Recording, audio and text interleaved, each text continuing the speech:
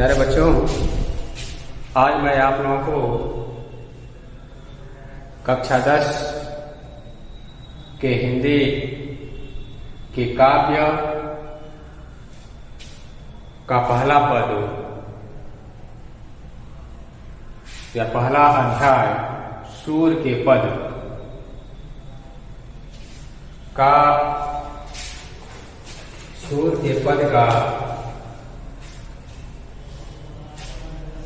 आठवां पद पढ़ाने जा रहे हैं। इसके पिछले वीडियो में इसके ठीक पहले के पदों को पढ़ा करके भेजा गया। अब मैं आपको आज आठवां पद पढ़ाने जा रहा हूं।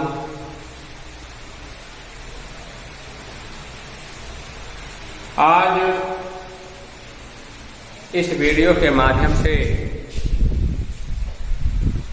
सूरदास जी के द्वारा रचित सूर के पद का आठवां पद आपके सामने बोर्ड पर लिखा गया है, जिसको मैं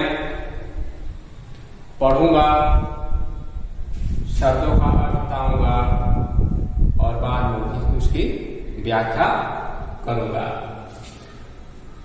तो देखें, ऊधव मन न भये 10-20, ऊधव मन न भये 10-20, एक उतव सो गयो श्याम संग, को अवराधे ईश, इंद्रिय शिथिल भई केशव बिन, ज्यो देहि बिनु शीश, आशा लाग रह तन श्वासा, जीवन कोटि बरीस, तुम तो सखा श्याम सुंदर के, सकल जोग के ईश, सूर हमारे नंद नंदन बिन, और नहीं जगदीश।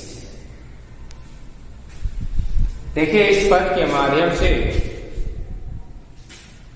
सूरदास जी उस समय का वर्णन किए हुए हैं जिस समय श्री कृष्ण जी ब्रज नगरी को छोड़ करके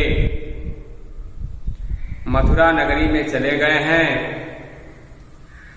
और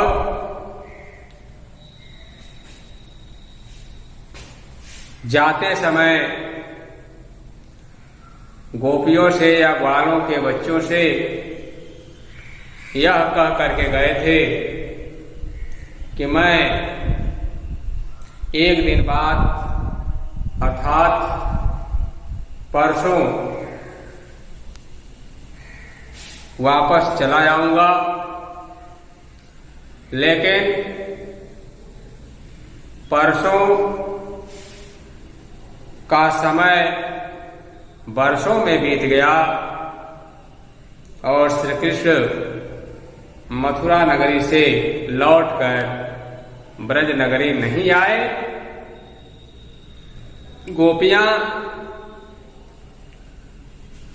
उनकी आस लगाए हुए हैं कि हमारे श्री कृष्ण हमसे मिलने के लिए आएंगे। इधर गोपियां यह आस लगाए हुए हैं और उधर श्री कृष्ण का भी मन रम नहीं रहा है।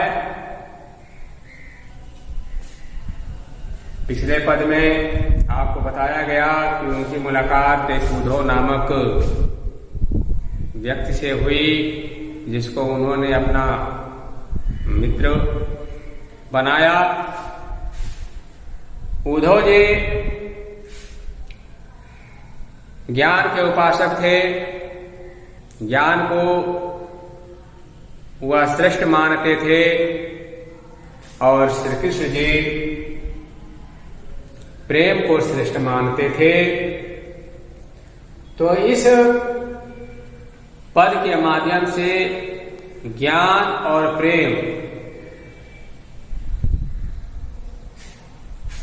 दोनों की एक दूसरे से तुलना की गई है। उद्धव ज्ञान की प्रतिमूर्ति हैं, तो यहाँ पर श्री कृष्ण प्रेम की प्रतिमूर्ति हैं, क्योंकि प्रेम के पक्षधर थे और उद्धव जी ज्ञान के पक्षधर थे। बात ही बात में दोनों लोगों में यह तय हो जाता है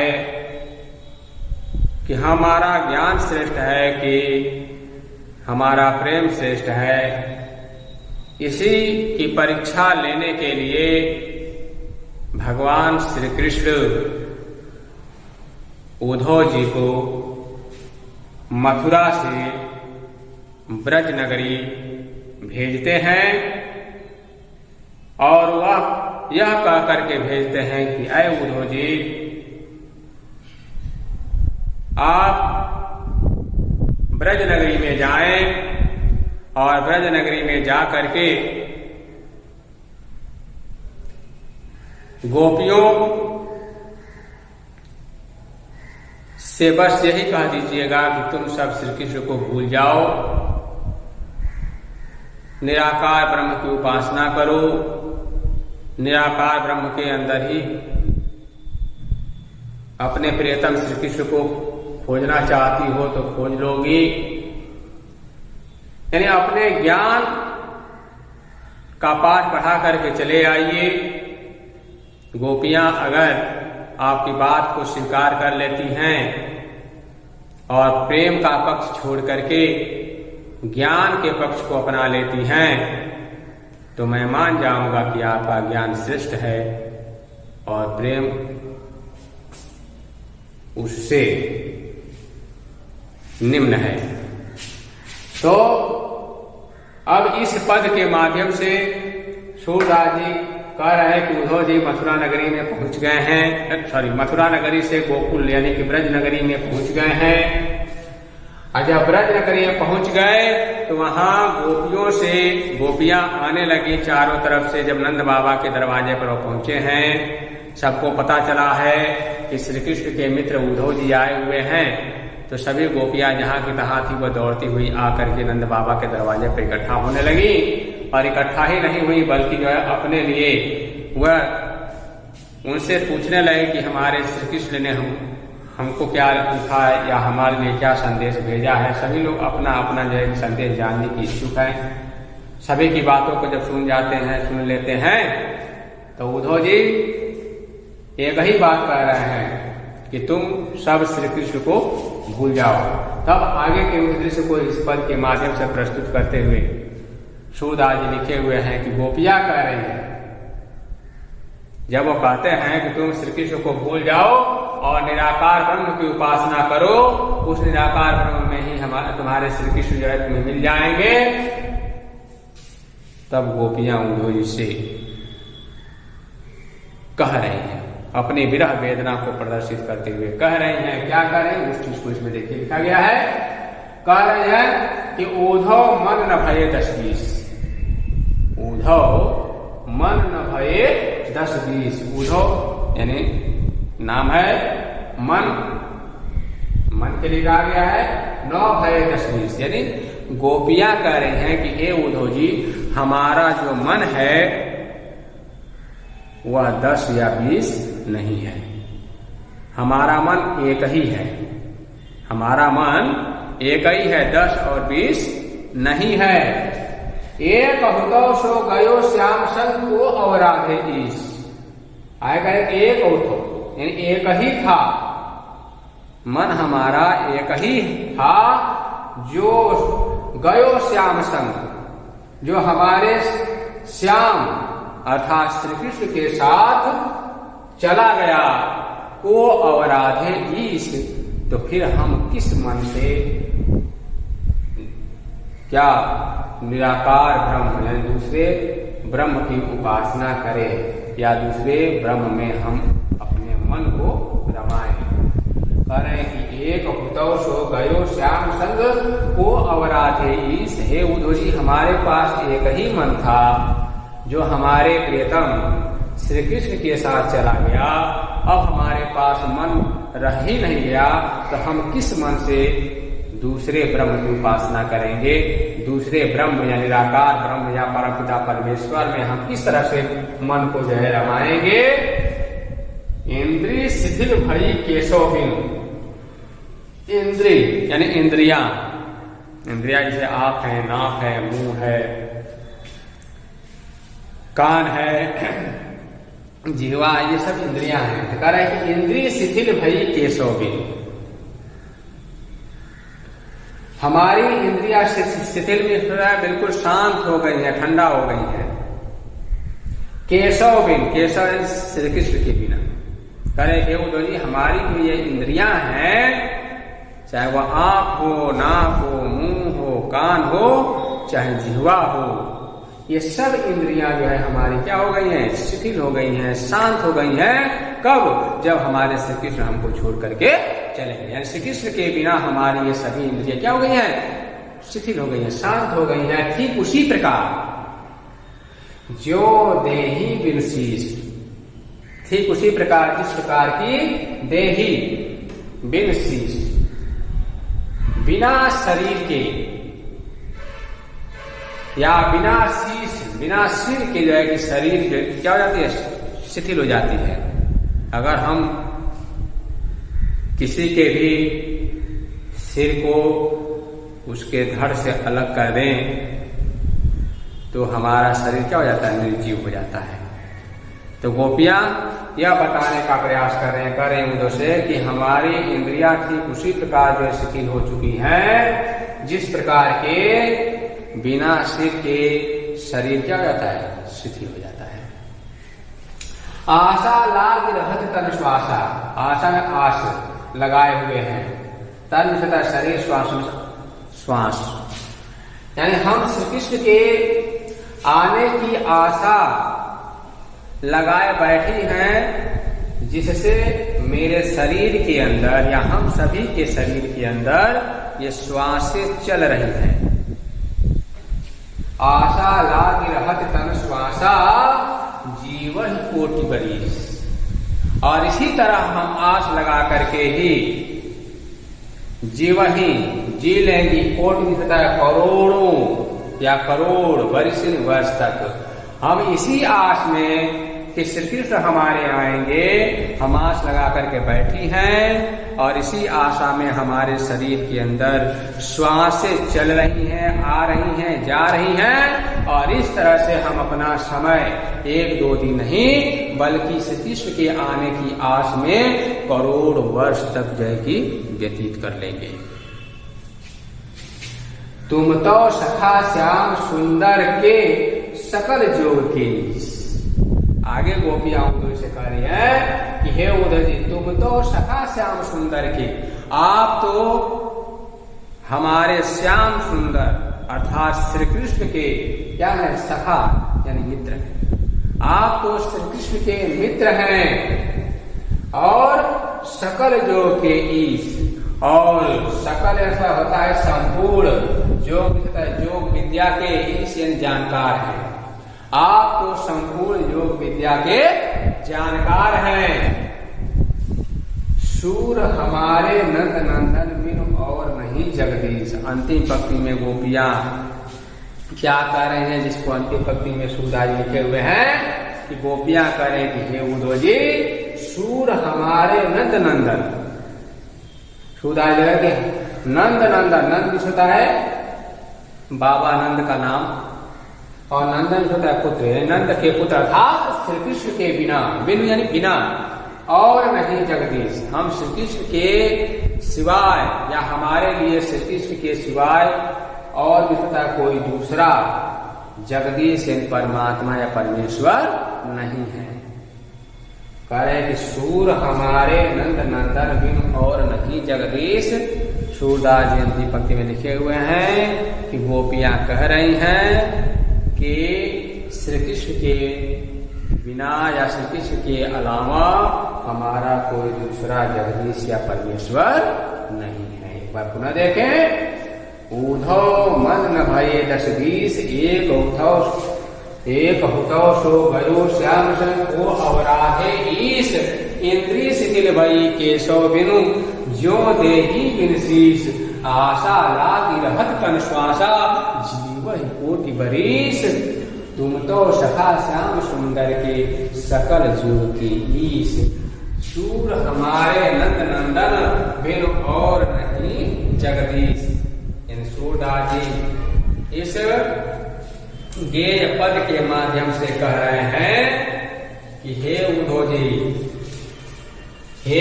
जी, हमारे पास जो मन है वह मन 10 और 20 नहीं है। हमारे पास जो मन है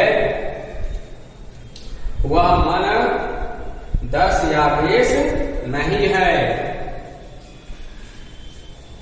हमारे पास एक ही मन था जो हमारे श्री कृष्ण के साथ क्या हो गया, चला गया। हमारे पास एक ही मन था जो हमारे श्याम अर्थात श्री कृष्ण के साथ चला गया।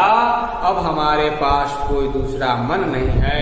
तो हे उद्धव जी, आप ही बताइए कि हम किस मन से दूसरे परमेश्वर या निराकार ब्रह्म में अपना मन रमाने का प्रयास करेंगे।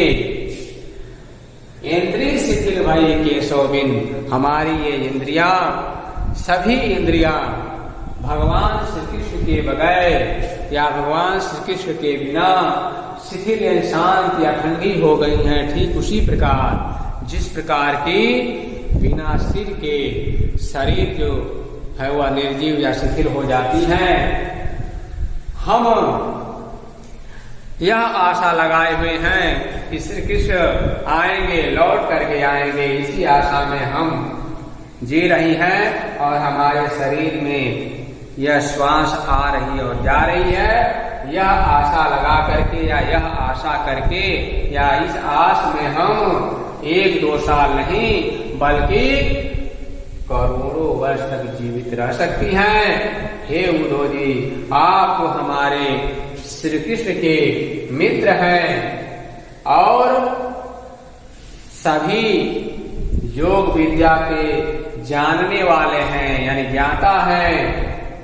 अंतिम पंक्ति में आगे गोपियां कह रही हैं कि हे उद्धव जी, हमारे नंद नंदन बिनु यानी श्री कृष्ण के बिना हमारा श्री कृष्ण के सिवा या श्री कृष्ण के अलावा कोई दूसरा परमेश्वर नहीं है, जगदीश नहीं है। अर्थात कहने का तो यह है कि गोपियां एक ही स्वर में सभी कह रही हैं कि हम श्री कृष्ण को ही जानती हैं, श्री कृष्ण के सिवा किसी दूसरे को हम नहीं जानते। तो इस तरह आपके सामने यह पद लिखा गया था और इस पद का अर्थ और व्याख्या मैंने आपको बताया। अब काव्य सौंदर्य की बात आती है तो काव्य सौंदर्य